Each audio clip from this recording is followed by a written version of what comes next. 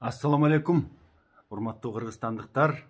Биз манасыбызды кечеги токтогон жерден уланталы. Бул Манас баянын окуп олтурсаң, айрым жеринде күлөсүң, айрым жеринде жыргайсың, айрым жеринде ыйлайсың. Мына ушундай улуу дүйнөдө жок эпосубуз бар, урматтуу туугандар. Эмесе мен токтогон жерибизден ары улайын. Сиздер болсо эфирди бөлүшүп коюуну унутпаңыздар.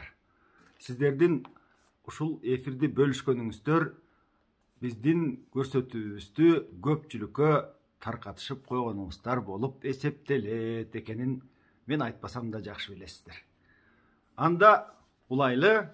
Ошентип Манас, бала Манас баягы Эсенкандан келген, Эсенкандын тыңчы кылып жиберген кербендеринин баарысын күмжам кылып, анын жүгүн бүт Кыргызга бөлүп берип салды. 45 төөгө жүктөлгөн таза алтын, күмүш, зар, байлыктын баарысын бөлүп алышты.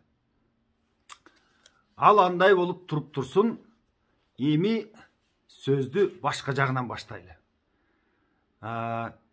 Баягы кыргыз чилдей тарап, бири кетип Эренге, бири түшүп кетип Тереңге, бири айланып кетип Жапанга, бири кетти Каканга болуп, ушундай кыргыз чачылганда Жакыптын бир туугандары кошо ар жерде калып кеткен, Ногойдун балдары. Ошонун улуусу Орозду Бай, андан кийин Үсөн, андан соң Жакып деген 4 тууган болгон. Үсөнү баягы көз камандардын атасы, ал Кытайдын бир жеринде кабарсыз, ың-жыңсыз бир жакта ушул Кытайда калып кетти. Ал эми Ороздунун 10 баласы болгон дейт. 10 баласы баягы таптакыр бири-бири менен ынтымагы жок, ыдырашкан, качан көрбө чырылдашкан, качан көрбө бири-бирин сабашкан, бири менен урушкан, биринен бирдеме талашкан, ушундай бир начар балдар чыкты дейт. Бири-бирин уруп коюшуп, баягы ханга барып, кайра арыздаттанышып, ал даты бүтүп, кайра бүткөндөн кийин кичине ынтымакташа калса, баягы Бай, Ороздунун Бай деген бир тууганы болгон. Байдын 2 баласы бар. Кадимки биздин атабыз Бакай, ошол Байдын баласы болот. Анда Бакай 18 жашта курак экен. Ошол Бакайдын Тайлак деген да иниси болгон, Байдын 2 баласы. Бакай, Тайлак. Мына ошо Бакай, Тайлак байларга кордук көрсөтүп, малын талап, аларга зомбулук кылып, ушундай бир жер сууга батпаган ушундай ызычуу немелер болгон дейт. Аларды көрүп жүрүп Орозду картайып кеткен. 70 ашып кеткен Орозду чачагарып, көз чылпактап, абдан жүдөп ушул балдарына санаа тартып жүрүп карыган дейт. Бай болсо ошол кезде 68-69 жашта экен. Bir günü Bakay'dı çakırıp alıp aytıp turat. Bakay balam aylanayın. Bu Bay menen, Orozdu menen kanattaş yaşap жүрсөк, biz jarыбайбыз, арыбайбыз. Анын üstüne bul Кашкар жагын малгы ылайыксыз жер болот экен. Суусунан булагы жеринен булак чыкканы менен жери таштак бир тойту кем болот экен. Ушул жерде жүрүп биз өспөйбүз да өнбөйбүз. Андан көрө мен ушул Жакып Алтай тоону таянып кеткен Жакыптан кабар алайын, ошону издеп табайын, ошо жакка барайын деп Бакайга кеңеш салса, Бакай да кайтып турат. Мындан бир 13 жыл мурда ушул Жакып атабыз уулду болду деп уктум эле. Ошол чоң байге сайып, ошол байге да ат чапкан чабандестер айтып келди эле. Абыдан чоң той берди. Манас деген уулду болду. Бай Жакып деген бар экен деп айтып келди эле. Эгер Жакып ошол болсо, анда издеп табыңыз. Эгер ал Жакып ал болбосо, анда билбейм ата. Эгер ошол Жакып боло турган болсо, аны издеп тапсаңыз, ошо жакка биз да баралы, Жакыпка жакын жайгашалы деп экөө бир акылга келишет дагы. Бай атын токутуп минип, жол азыгын алып, жолго камданып чыгып кетет Жакыпты көздөй. Алтай тоосун таяна барып Жакыпты издейин деп. Жолдо келе жатса кадимки Кытайдын Нескара деген баатыры өзү абдан зөөкүр, абдан каардуу, катуу, кишини кордоп, зордоп салмай бир зөөкүрлүгү, зомбулугу бар мына ушундай инсан болгон экен. Ал алыштын башы Ак Суу деген жерден алыштын башынан ошол Кашкар Кытай тарапты көздөй арык кастырып аткан экен. Улуу арык деп айтышат. Мына ошол арыктын кастырып аткан, анын жанынан ошого жакын жерден өткөн кеткенди кармап алып, малын талап, өзүн сабап арык кастырчу экен. Баягы бай Жакыпты издеп баратып ошол Нескаранын колунан түшүп калат. Нескара байды кармап алып, атын байлап алып, союп ошол арык каскандарга берип, ал эми 68-69 байды колуна кетмен карматып арык чаптырып коет. Баягы 69 киши карып калган кишини чарчадым десе болбой, белин бекчейтип, көзүн чекчейтип, бол, кас деп зөөкүрлөнүп, 2 күн иштеткенде 2 күндөн кийин бай талып жыгылды. Талып жыгылып, эси ооп калганда аны өлүп калган окшойт деп. Ошол жерде арык каскан кишини деле мындай киши ордуна көрчүмөс экен да. Арык казып атканда бирөө жарым өлүп калса, арыктын сыртына сүйрөтүп таштап, эптеп чала көмүп кете берчү экен. Мына ошону дагы, байды дагы ар сүйрөп баргыла, эптеп көмүп салгыла деп айтып койду дейт. Анда жанындагы баягы анын ошол арык кастырып жүргөн бир тобу Кытай экен, бир тобу казып аткандар ар кошкон эл экен, мандикерлер экен, жалдама жумушчулар экен. Мына ошондой адамдар алып барып байды эптеп септеп чала чула кылып көмүп таштап келе беришет. Мына ошол бай көмүлүп жатып, анан чала эсине келет да. Эсине келгенде Нескара ушундай бир жин кирип кеткендей жини бар киши экен. Ошол жиндери айрыкча анын аты сүйлөчү экен. Аты сүйлөп турат дейт. Мынабу жерде сен олтурба. Ушул Алтай тарапта Жакып деген бай чыккан. Атынын аты дагы Чабдарат деп айтылат экен. Жакып деген бай чыккан. Абыдан малы жайлоого батпаган. Ушундай бай. Анын жалгыз туума Манас деген баласы бар. Азыр жашы 13-тө. Балтыр эти толо элек, басташар кези боло элек. Жүрөк эти толо элек, сени менен жулкулдашар кези боло элек. Азыр барып аны тындым кылып өлтүрбөсөңөр, кийин кордукту мына ошондон көрөсүңөр. Мына ошол силердин түбүңөргө жетет деп, баягы Чабдараты жин шайтаны кошулуп баягы Нескарага сүйлөп турат. Аны Нескара ушул жин шайтанын өзүнүн Чабдаратын укчу экен. Ал жин шайтаны керек болсо мына алтындан чылк куюп бут куясың. Мына ушул бутту жазайсың, көзүн гөөхардан, тиштерин алтындан, ар кандай кымбат баалуу таштардан ошонун баарын кооздойсуң да, ошол бутка сыйынсаң, сенин каалаганыңдын бардыгы болот, ошол сени колдойт, ошол сени коргойт деп дагы үйрөтүп койгон дейт. Мына ошол Нескара жинине ишенип, анан ошол жерде арык касып жаткан элдин баарын чогултуп, арык каздырып аткан тиги Кытай жигиттеринин баарын чогултуп санаса 6400 экен. 6400 кол алып, Жакыптын малын таламакка, Манасты таап, аны тындым кылмакка жөнөп кетет.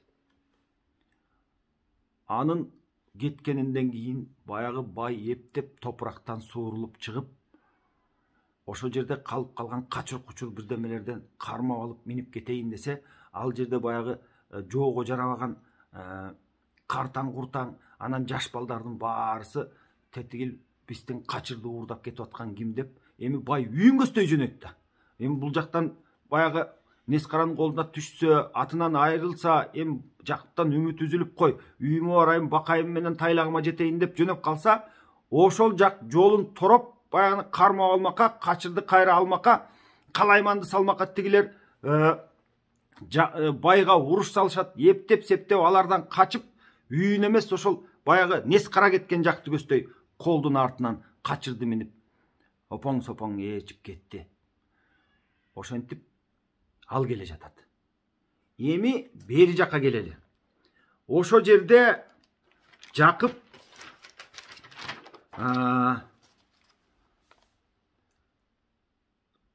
Кулан жайлоо Куутес деген жерди жайлач экен, Алтай тоосун таянган. Ошо Жакып өзү жолдо Манаска барайын, Куутесте Манас жылкыны көстөп, жылкычылар менен ошол жерде эле, ошо жакта кабар алып келейин деп жолго чыгып жөнөп аткан кез экен. Ошо жолдо келе жатып, бая 6400 кол ээрчиткен нес караны көрүп тааныбайт бир чети. Экинчи чети бул не деген жоо болду? Бул не деген кол болду? Деп кол өтүп баратканда эптеп бир жерге бекинип турат Жакып, акмалап. Анан кол өтүп кеткенден кийин артынан бирөө жарым болсо кармап сурайын, бул ким, каяка кетип аткан кол, кайсы падышанын колу, кайсы жоо, кимди жоолоп баратасыңар деп сурайын десе, жоо өтүп баягы кол өтүп кеткенден кийин бир астан кийин качыр минген бирөө келатат, элкип бастырып артта калыптыр, алы жок араң келаткан немени тосуп, бир аксакал келатат дейт, мына ошону тосуп алдынан чыгып, биринчи баягы калмакпы деп, калмакчы учурашса, саламатсыңбы, баягы амансыңбы деп, ал баягы түркчө кыргызча учурашып турса, сүйүнүп кетип экөө табышып, бул деген ким деген кол деп Жакып тегиден сураса, бул ушул Нес кара деген Кытайдын баатыры. Мына ушундай болду, өзүнүн аты менен жана сүйлөшкөнүн, анан Жакып деген байды издеп баратканын, анын малын талайым деп атканын, анын жалгыз уулу баягы Манасты өлтүрүп, ошону тындым кылып келем деп ушунча колду баштап алып баратканын айтып берет. Анда Жакыптан тигил бай кабар сурайт. Өзүң ким деген болосуң? Өзүң атың ким десе, менин атым Бабатам, бабам Байгур, Байгурдан Бабыр, Бабырдан Түбөй, Түбөйдөн Көгөй, андан Ногой, андан мен ошол Ногойдун баласы Жакып деген болом десе, баягы бай ба деп бакырып, жыгылып, экөө таанышып, бай өзүнүн дарегин айтып, өзүнүн санжырасын саймендирип берип, ошол булар ажырашып тараганда, булар көрүнгөн жерде калганда Жакып 17 жашта экен, бай болсо 20 жашта экен. Ошондон бери мына бай 69га чыгат, Жакып да карып калган, экөө жолукпаган экен, кучакташып көрүшүп, сүйүнүшүп, өбүшүп, экөө бири-бирин көз жаш кылып, акыры бир туугандар мына ушул жерде жолугушуптур.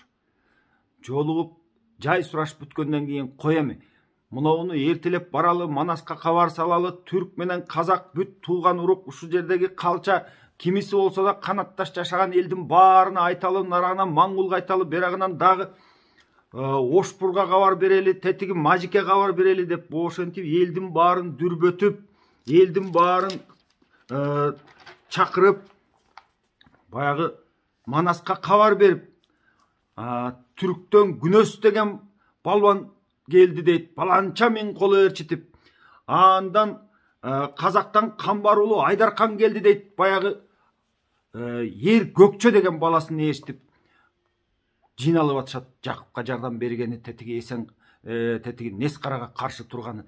Муну ошентип отуруп 8000ге жакын кол топтолду.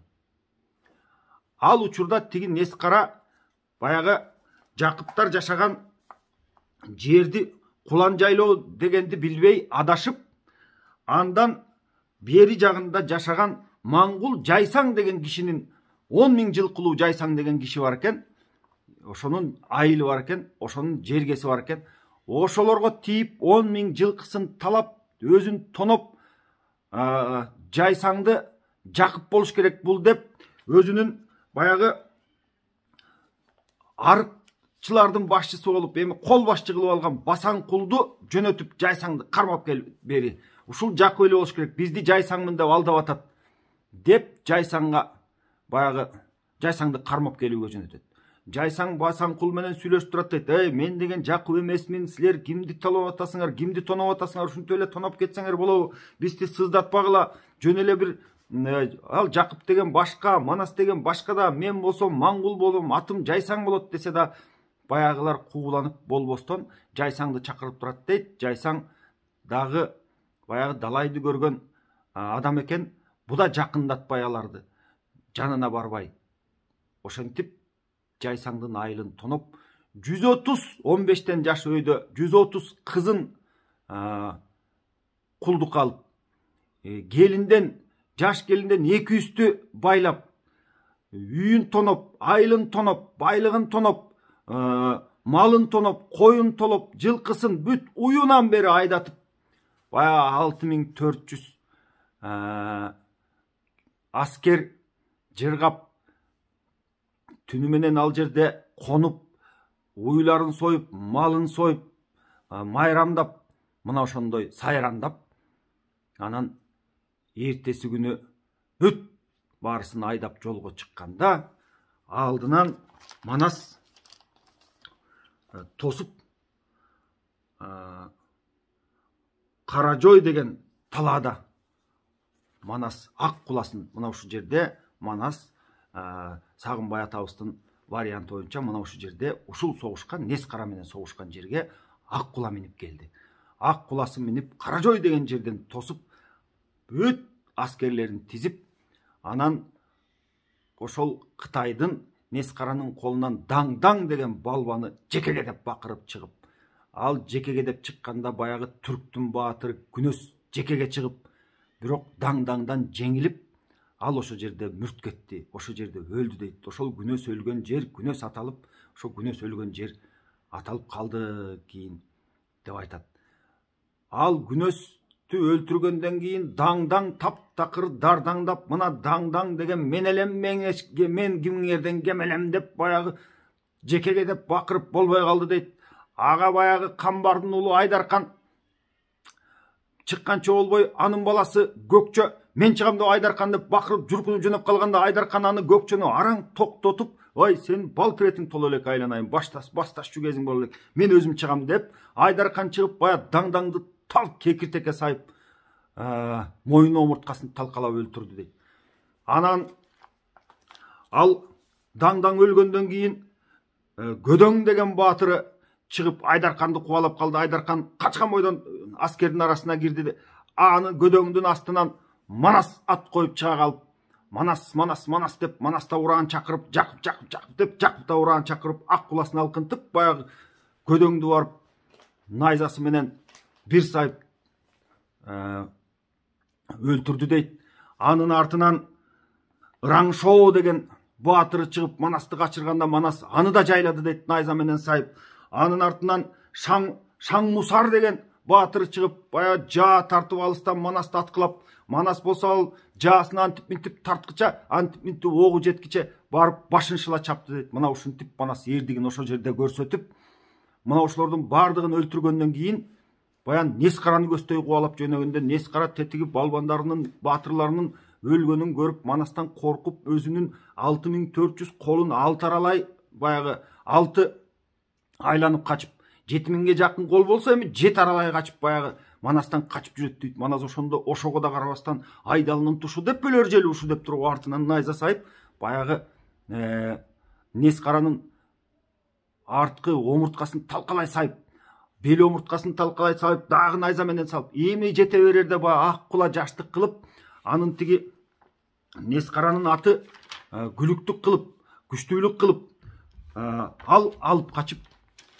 аягында болбой калганда Нес кара колу менен коштошуп, өзүнүн баштап келген аскери менен коштошуп, Кытайды кастай кирип кетти качып дейт.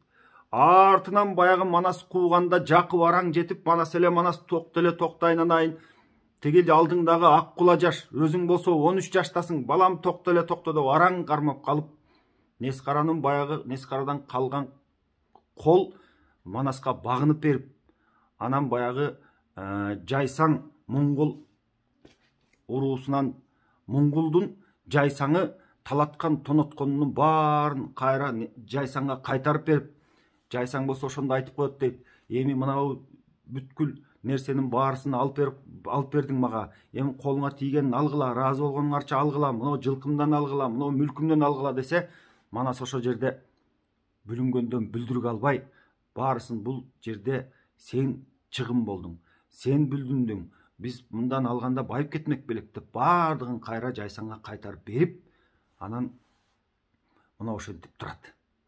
Эми калган сөздү Кудай буйруса эртең улайбыз достор. Бүгүнчө сиздерди саламатта туруңуздар демекчимин.